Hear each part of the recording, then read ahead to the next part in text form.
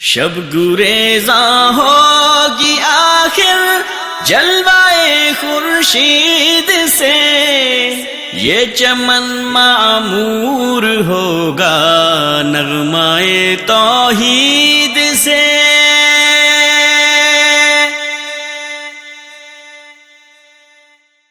اس کو بیان کسی اہل سنت کی کتاب سے نہیں کیا جا رہا، یہود و نصارہ کے طریقے پہ چلنے والے یہ سرائی، یہ رافضی جو دنیا کے اندر ڈوبا ہوا ہے، جو دنیا کو ہی اپنا سب کچھ سمجھتا ہے، اور ان مجرموں کو، ان رافضیوں کو، ان سرائیوں کو، یہود و نصارہ کے نقش قدم پہ چلنے والے ان ظالموں کو اپنا بھائی سمجھتا ہے، اپنا پیارا سمجھتا ہے، اپنا عزیز سمجھتا ہے، اپنے جیسا سمجھتا ہے۔ آؤ دیکھو یہ یہود و نصارہ کے نقش قدم پہ چلنے والے سرائی محمد رسول اللہ صلی اللہ علیہ وسلم کی عزت پہ کیسے حملہ کر رہا ہے۔ اور آج یہ وقت آ چکا ہے کہ یہ منبر میں بیٹھ کر پوری دنیا کے سامنے اہل ایمان کی ماؤں کو گالی دیتے ہیں، اور جب تک اللہ سے، اس کے رسول سے، قرآن سے، صحابہ سے، اہل بیت سے محبت کرنے والے دنیا میں زندہ رہیں گے، وہ ان سبائیوں کو، ان رافضیوں کو، ان مجرموں کو، ان ملعونوں کو اپنا دشمن بنا کے رکھیں گے۔ جب تیرے صحابہ کے خلاف زبانیں دراز ہوتی تھی، ہم رافضیت کے سامنے پہاڑ بن کے کھڑے ہوتے تھے، ہماری بات پر تربتیں لگتی تھی، ہم دفاع کرنے کے لیے کھڑے ہوتے تھے۔ یاسر خبیث سیدہ کائنات کو گالیاں دیتا تھا، ہم دفاع کرنے کے لیے کھڑے ہوتے تھے۔ بلند دنیا میں ہر سو خدا کا نام کیا۔ السلام علیکم ورحمۃ اللہ وبرکاتہ۔ ان الحمد للہ نحمده ونستعینه ونستغفره ونعوذ باللہ من شرور انفسنا ومن سیئات اعمالنا، من يهده الله فلا مضل له ومن يضلل فلا هادي له، اشهد ان لا اله الا الله وحده لا شريك له واشهد ان محمدا عبده ورسوله، اما بعد۔ دین اسلام آخری دین ہے، محمد کریم صلی اللہ علیہ وسلم رب کے بھیجے ہوئے آخری نبی ہیں۔ اب قیامت تو آ سکتی ہے لیکن کوئی اور نبی نہیں آ سکتا، کوئی اور شریعت نہیں آ سکتی۔ یہ دین قیامت کی دیواروں تک کی انسانیت کے لیے آخری دین ہے۔ اللہ مالک نے نبی کریم صلی اللہ علیہ وسلم کو ایسے پیارے اصحاب دیے، مومنین کی پہلی جماعت اتنی عظمتوں والی دی، جنہوں نے اس دین کو اپنے سینے سے لگایا، رب کی محبت میں اس کو لے کر نکلے، اور دنیا کے کونے کونے تک، ایشیا اور یورپ تک اس لا الہ الا اللہ کے جھنڈوں کو لہراتے گئے، دین اسلام کو پھیلاتے گئے، اپنے مال سے، اپنی جان سے، اپنے خون سے۔ یہ اسلام کا پودا صحابہ نے تناور درخت بنایا۔ یہ ایک ایسی ٹھوس حقیقت ہے کہ ادنا سا طالب علم بھی قرآن حکیم، پیارے نبی صلی اللہ علیہ وسلم کی احادیث اور سیرت کو جاننے والا، وہ اس حقیقت سے انکار نہیں کر سکتا۔ لیکن جو جاہل، باطل، گمراہ راستے پر چل رہے ہوں، جن کا راستہ صحابہ کے بغض کے ساتھ بھرا ہوا ہو، جن کی دل کی آنکھیں اندھی ہوں، جن کے دل کے کان بہرے ہوں، جو بصیرت سے محروم ہو تو ان کے شب و روز پیارے نبی صلی اللہ علیہ وسلم کے صحابہ کی دشمنی میں ہی گزرتے ہیں،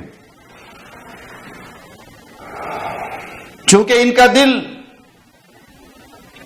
سیاہ ہو چکا ہے، اور سیاہی کی وجہ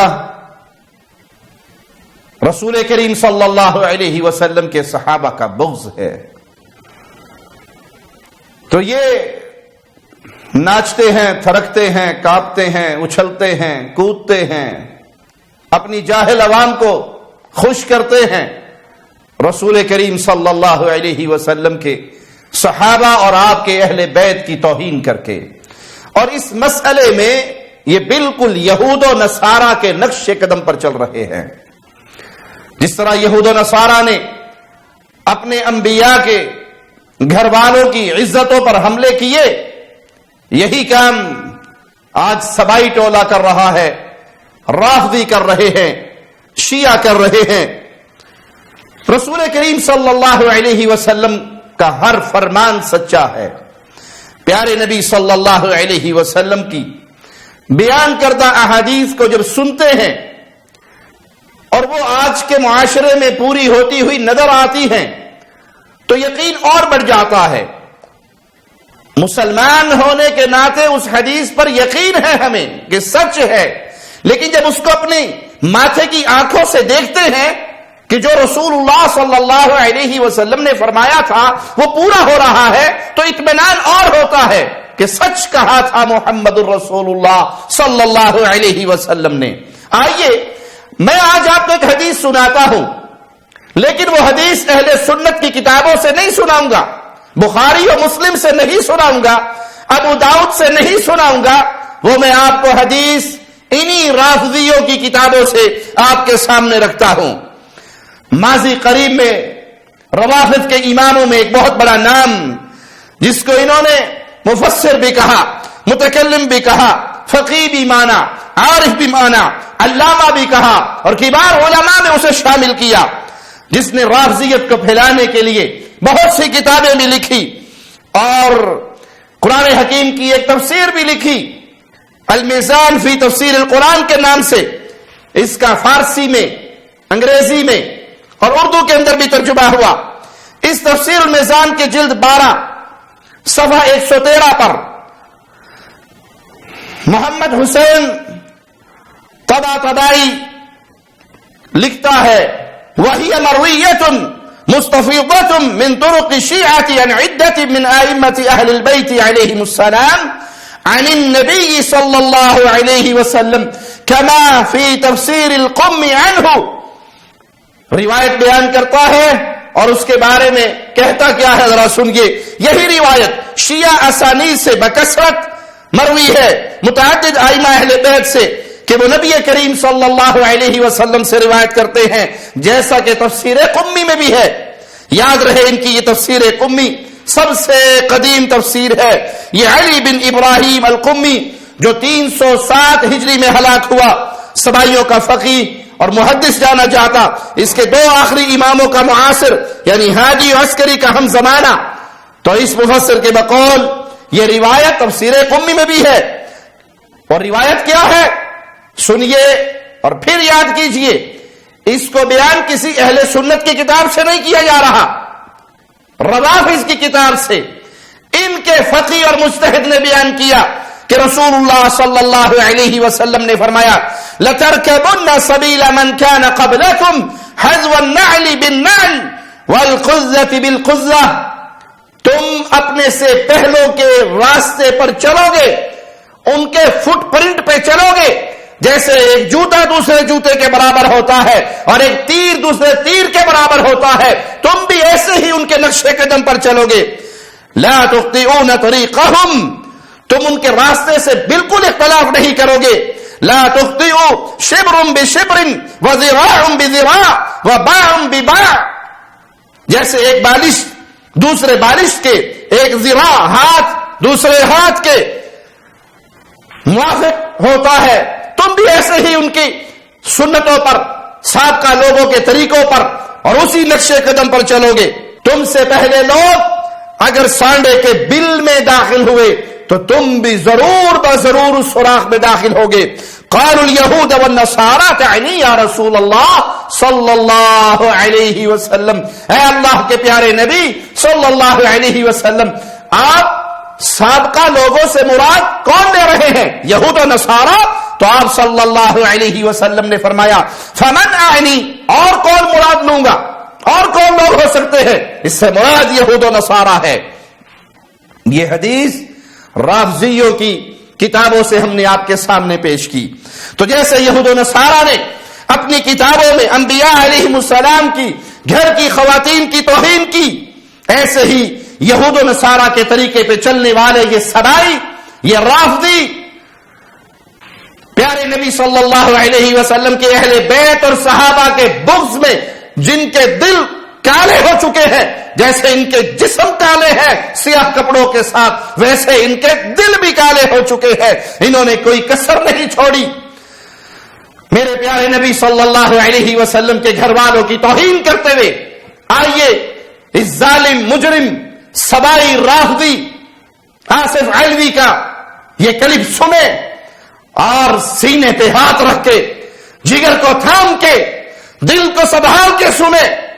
اور میں ہر اس شخص کو یہ آواز سنانا چاہتا ہوں جس کے کانوں پر ابھی تک پردے پڑے ہوئے ہیں، جس کی آنکھوں کے سامنے سیاہ چادریں ہیں، جو دنیا کے اندر ڈوبا ہوا ہے، جو دنیا کو ہی اپنا سب کچھ سمجھتا ہے، اور ان مجرموں کو، ان رافضیوں کو، ان سبائیوں کو، یہود و نصارہ کے نقشے قدم پہ چلنے والے ان ظالموں کو اپنا بھائی سمجھتا ہے، اپنا پیارا سمجھتا ہے، اپنا عزیز سمجھتا ہے، اپنے جیسا سمجھتا ہے. آؤ دیکھو یہ یہود و نصارہ کے نقشے قدم پہ چلنے والے سبائی محمد رسول اللہ صلی اللہ علیہ وسلم کی عزت پہ کیسے حملہ کر رہا ہے. یہ آصف علوی مجرم ملعون زندیق کہتا ہے، علی خود اپنے بیٹوں کے ساتھ گفتگو کرنے کے لیے خیمے کے باہر آئے. علی نے فرمایا میں نے پہلے حسن کو بھیجا، پھر میں نے محمد بن ابی بکر کو بھیجا. میں نے بار بار کوشش کی کہ آپ واپس چلی جائیں، لیکن آپ نے اپنی نسبت کا خیال نہیں کیا. مجھے رسول کی نسبت بڑی عزیز تھی. انہوں نے خیمے کے اندر بیٹھے ہوئے کہا کاش علی تو میری نسبت کو سمجھ آتا، میں مدینے جا کے لوگوں کو بتاؤں گی تو نے رسول کی زوجہ کے ساتھ یہ سلوک کیا. اتنا کہنا تھا. علی نے خیمے کے باہر سے آواز دے کے کہا دوبارہ یہ فخر علی کے سامنے نہ کرنا، رسول کی زوجہ تھی ہے نہیں، تھی ہے نہیں. اتنا جملہ کہنا تو نے کہا کس طرح نسبت سے محروم کر سکتا ہے. علی نے فرمایا مجھے محمد نے اپنا نفس کہا ہے، میں نفس محمد ہونے کے تحت آج سے آپ کو نکاح سے خارج ہے.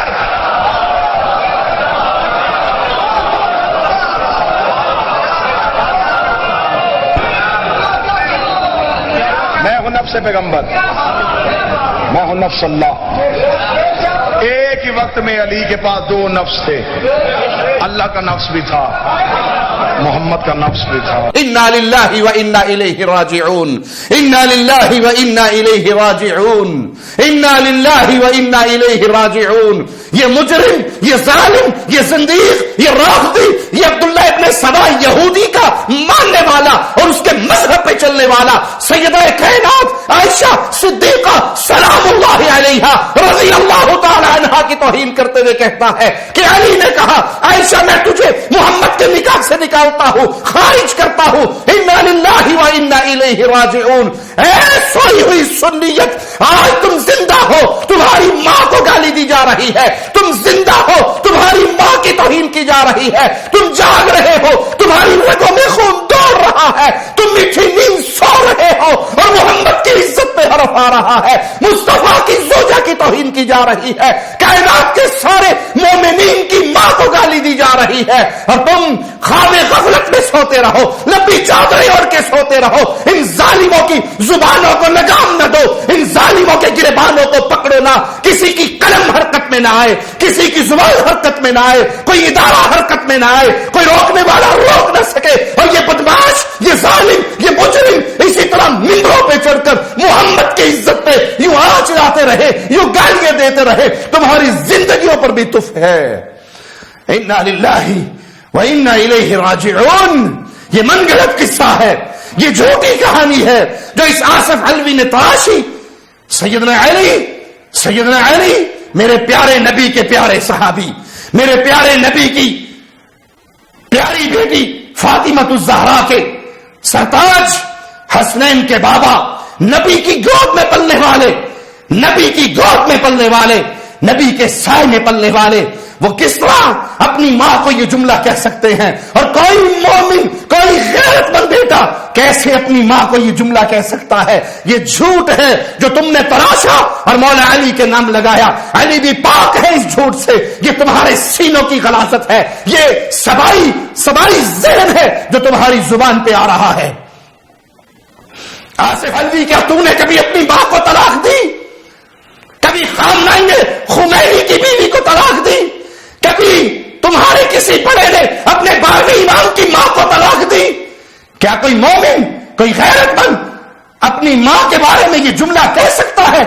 کیا اس کا تصور کر سکتا ہے؟ نہیں، یہ تمہارے بغض کی واضح نشانی ہے۔ تم اپنے دلوں کو مصطفیٰ کے صحابہ اور پیارے نبی کی زوجات اہل بیت کے بارے میں کالا سیاہ کر چکے ہو۔ جیسے یہودیوں کے دل سیاہ تھے ویسے تمہارے دل سیاہ ہو چکے ہیں۔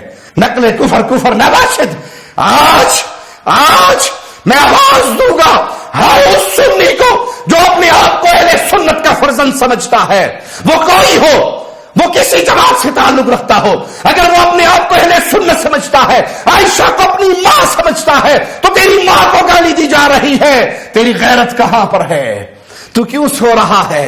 تو ان ایرانی رافضیوں سبائیوں کے فتنے کو کیوں نہیں پہچان رہا؟ تو قیامت کے دن مصطفیٰ کے سامنے کیا منہ لے کر جائے گا حوض کوثر پر پانی مانگنے کے لیے کہ میرے رسول کی زوجہ کو آج کا یہ رافضی، یہ سبائی، یہ مجرم، یہ ظالم، یہ زندیق، یہ پلیت گالیاں دے، توہین کرے، ان کو مصطفیٰ علیہ الصلوۃ والسلام کے عقد سے نکالنے کی جھوٹی کہانیاں گھڑ کے منبروں پہ بیٹھ کے سنائے، انٹرنیٹ کے ذریعے پوری دنیا میں نشر کرے اور سنیت سوتی رہ جائے۔ آصف جلالی سے ہمارا ہزارواں اختلاف ہو، مانتا ہوں وہ قبر پرستوں کے وکیل ہیں، ہمارے عقیدے کے مسئلے پر ان سے بہت سارے اختلافات ہیں، لیکن آج وہ جیل کی سلاخوں میں بند ہے۔ آصف جلالی کا گناہ کیا ہے، جرم کیا ہے، کس جرم میں اسے جیل کی سلاخوں میں بند کیا گیا؟ صرف یہی کہ اس نے یہ کہا تھا اس آسمان کے نیچے، اس زمین کے اوپر انبیاء کی جماعت کے بعد کوئی معصوم نہیں۔ فاطمہ الزہرا خاتون جنت ہے، فاطمہ الزہرا رسول کی لخت جگر ہے، فاطمہ الزہرا علی کی زوجہ ہے، فاطمہ الزہرا ہمارے دلوں میں اس کی محبت ایسے دوڑ رہی ہے جیسے روح جسم میں دوڑتی ہے۔ اس کی محبت کے بغیر ہمارا ایمان پورا نہیں ہوتا، لیکن وہ معصومہ نہیں ہے۔ معصوم صرف انبیاء کی ذات، یہ اہل سنت کا متفق عقیدہ ہے۔ ہم صدیقہ کائنات کو، فاطمہ الزہرا کو معصومہ نہیں مانتے، کیونکہ معصوم صرف انبیاء کی جماعت ہوا کرتی ہے، ان کے بعد نبی کے صحابہ بھی معصوم نہیں ہے، نبی کے اہل بیت بھی معصوم نہیں ہے۔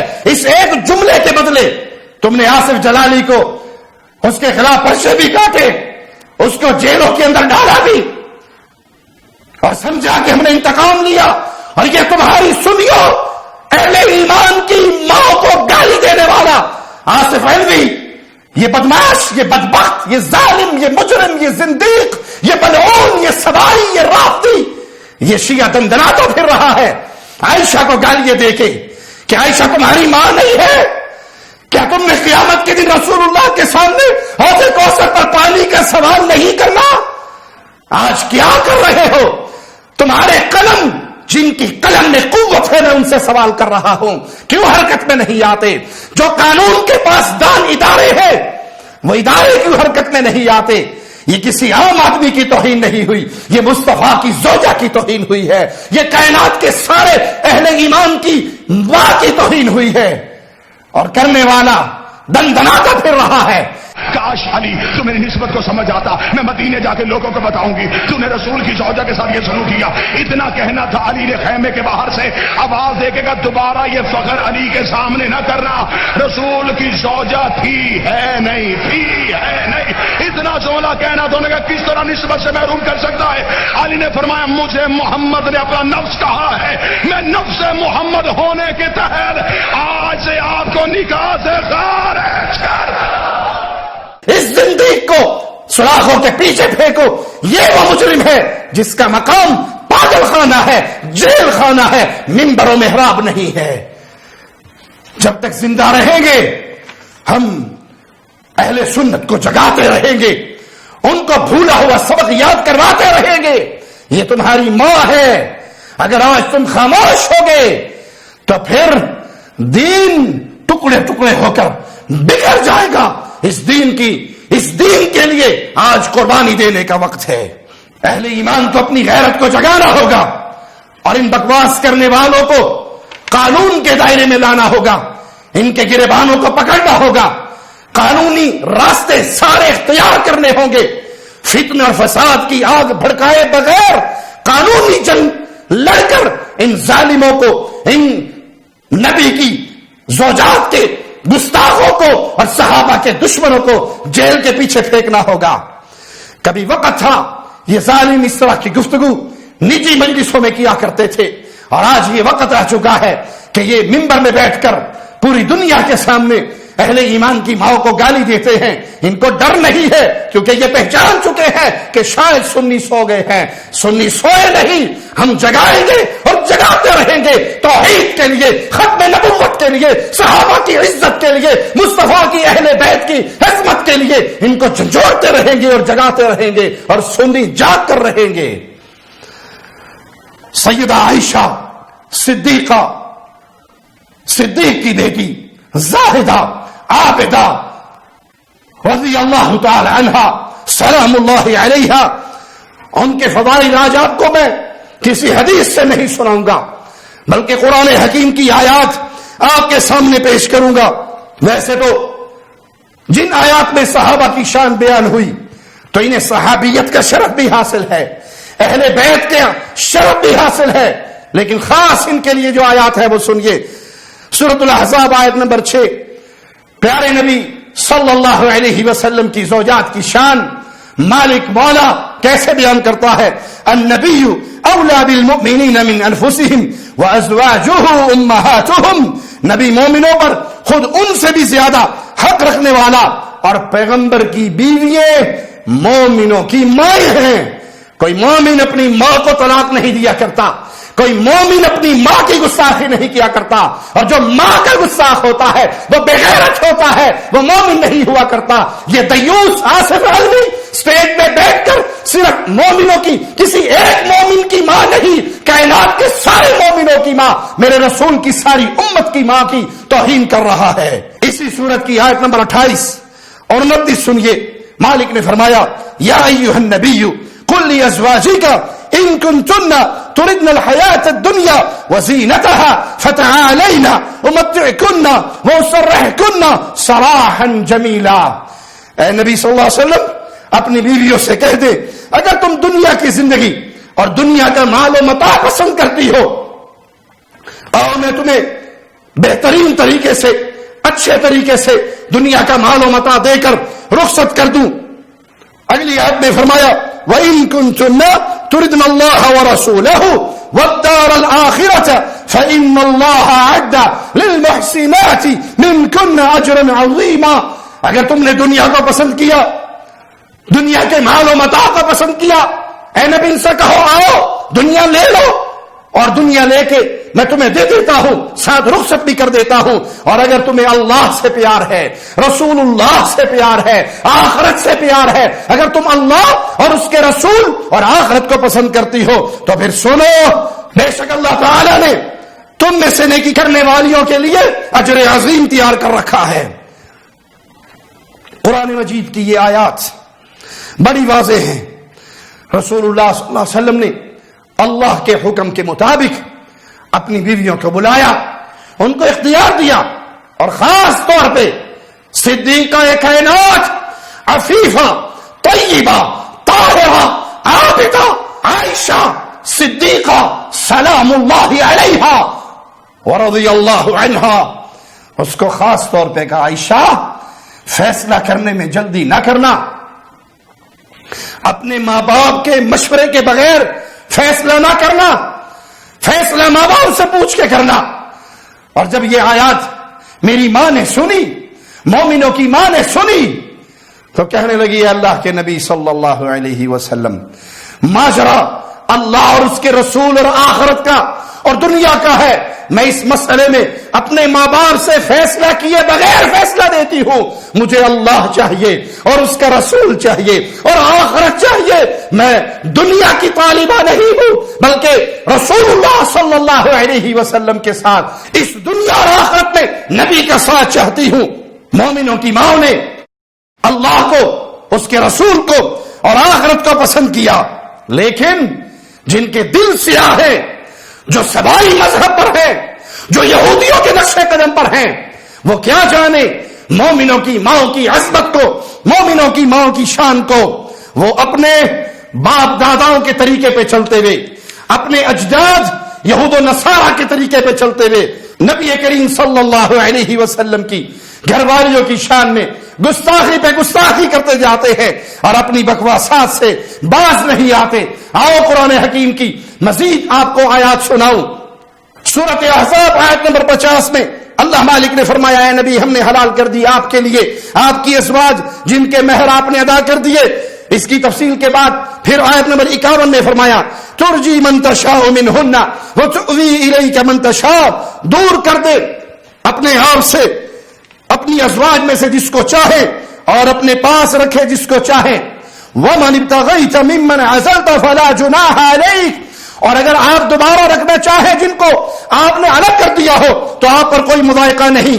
ذَلِكَ أَدْنَىٰ أَن تَقَرَّ أَعْيُنُهُنَّ وَلَا يَحْزَنَّ وَيَرْضَيْنَ بِمَا آتَيْتَهُنَّ كُلُّهُنَّ، یہ زیادہ قریب ہے کہ ان کی آنکھیں ٹھنڈی ہو اور وہ غم نہ کرے، وہ سب کی سب اس پر خوش ہو جائے جو آپ نے انہیں عطا فرمایا. اللہ تو یہ چاہ رہا ہے، مومنوں کی ماں کی اللہ تو یوں قدر کرتا ہے کہ ان کی آنکھیں ٹھنڈی ہو جائیں، یہ خوش ہو جائے، ان کے دل میں کوئی ملال باقی نہ ہو. واللہ یعلم ما فی قلوبکم وکان اللہ علیما حکیما، اور اللہ جانتا ہے جو تمہارے دلوں میں، اور اللہ ہمیشہ سے سب کچھ جاننے والا، بڑی ہی نرمی فرمانے والا ہے. اگلی آیت 52 میں مولا فرماتا ہے لا يحل لك النساء من بعد ولا ان تبدل بهن من ازواج ولو اعجبك حسنهن. اور ظالموں اور رافضیوں اور سبائیوں اور دین کے دشمنوں اور اللہ کے دشمنوں اور رسول اللہ کے دشمنوں اور قرآن کے دشمنوں اور امہات المومنین کے دشمنوں، کاش تم نے قرآن حکیم کی یہ آیت پڑھی ہوتی، کاش تمہارا قرآن سے کوئی رشتہ ہوتا. آؤ قرآن سنو. لا يحل لك النساء من بعد ولا ان تبدل بهن من ازواج، آپ کے لیے اس کے بعد عورتیں حلال نہیں، اور نہ یہ کہ آپ بدل دیں اور کوئی اور بیویاں کر لیں. یہ جو آپ کی بیویاں ہیں ان کو آپ تبدیل نہیں کر سکتے، ان کی جگہ پہ کسی اور سے نکاح نہیں کر سکتے. وَلَوْ أَعْجَبَكَ حُسْنُهُمْ، اگرچہ آپ کو کسی اور کی خوبیاں کتنی ہی اچھی لگے لیکن یہ بیویاں آپ کی ہیں، یہ دنیا کی بھی بیویاں ہیں، یہ جنت کی بھی بیویاں ہیں. جب اللہ کے نبی سے اللہ نے یہ حق واپس لے لیا کہ وہ اپنی ازواج کو طلاق دے، تو آج کوئی یہ دعویٰ کرے کہ علی نے عائشہ کو رسول کے نکاح سے خارج کر دیا، ایسے ظالم کے منہ پہ اللہ کی لعنت ہو، ایسے مذہب پر اللہ کی پھٹکار ہو. یہ سبائی ہے، یہ مجرم ہے، یہ گستاخ ہے، یہ اللہ کے دشمن ہے، یہ رسول اللہ کے دشمن ہے، یہ قرآن کے دشمن ہے، یہ اہل بیت کے بھی دشمن ہے، یہ اہل سنت کے بھی دشمن ہیں. اور جب تک اللہ سے، اس کے رسول سے، قرآن سے، صحابہ سے، اہل بیت سے محبت کرنے والے دنیا میں زندہ رہیں گے، وہ ان سبائیوں کو، ان رازیوں کو، ان مجرموں کو، ان ملعونوں کو اپنا دشمن بنا کے رکھیں گے اور اپنا دشمن سمجھیں گے. اللہ رب العزت نے تو اپنے پیارے نبی کو احکامات دیے کہ اپنی ازواج سے ایسے معاملہ فرمائے ان کی آنکھیں ٹھنڈی ہو، وہ خوش ہو. اور یہ ذاکر، یہ بدماش جیتی جاگتی دنیا میں اقلیت ہوتے ہوئے 3 یا 4% ہوتے ہوئے اکثریت کے عقیدوں پر یوں حملے کریں، قرآن کے دیے ہوئے عقیدوں پہ حملے کریں، تو سوچنے کا مقام ہے۔ اے مسلمان اللہ کے لیے جاگ، اے سنی اللہ کے لیے جاگ، اپنی ماں کے لیے جاگ، اپنی ماں کے لیے جاگ، اپنے رسول کی عزت کے لیے جاگ، قرآن حکیم کے فیصلوں کے لیے جاگ، اس شریعت اور دین مصطفیٰ کے لیے جاگ۔ تمہیں کسی ذاتی لالچ کے لیے ہم نہیں جگا رہے، نہ ہمارا تم سے کوئی ذاتی لالچ ہے، ہم تمہارے بھائی ہیں، تم ہمارے بھائی ہو۔ یہ بھائی چارہ ایمان کی بنیاد پہ قائم ہے۔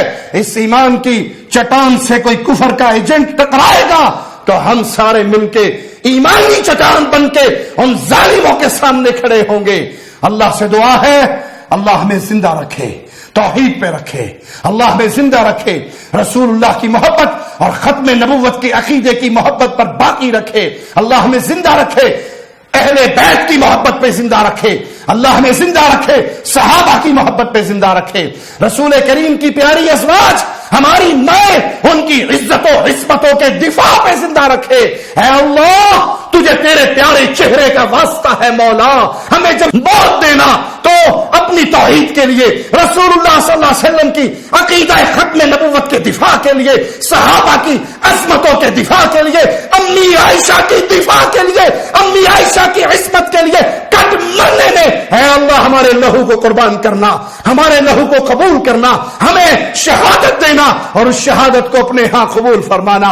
حشر کا میدان لگے گا، مصطفیٰ کے سامنے حاضر ہوں گے، زبان حال سے کہیں گے یا رسول اللہ یا رسول اللہ یا رسول اللہ صلی اللہ علیہ وسلم۔ اے اللہ کے نبی گنہگار تھے، اے اللہ کے نبی گنہگار تھے، اے اللہ کے نبی سیاہکار تھے۔